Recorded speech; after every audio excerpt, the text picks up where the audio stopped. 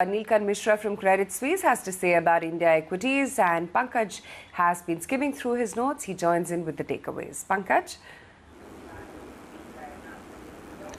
So it's a very interesting quarterly note that Neelkanth Mishra writes at about the quarterly numbers, and they, unlike some of the others, actually highlight and do what BSE100 is doing. So they are starting by saying that this is a quarter that actually saw an impact of operating leverage coming in, where sales drastically fell down for the BSE100 company, and that had an impact on the EBITDA. However, the street was expecting an EBITDA which was much lower, so which means cost control, overall cost savings that came in were much higher, and that's one of the key reasons why earnings downgrade have been limited.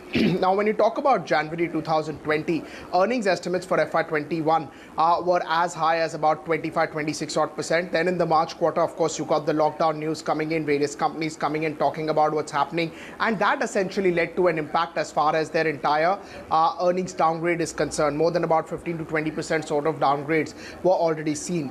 Now for the year, the earnings growth estimates are close to about 7%, which they believe is a reasonable number. But when you consider the Q1 numbers, the next 9 months or the next 3 to 4 quarters that the street is building in is a good 15-20% sort of an increase in the number. So there may be some limited downside to that, but a 7% number is more reasonable, is what Neelkanth Mishra is saying.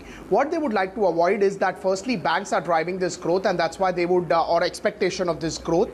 So, with moratorium, with the sort of restructuring that is coming in, banks may still be able to deliver PAT in excess of what the street is anticipating.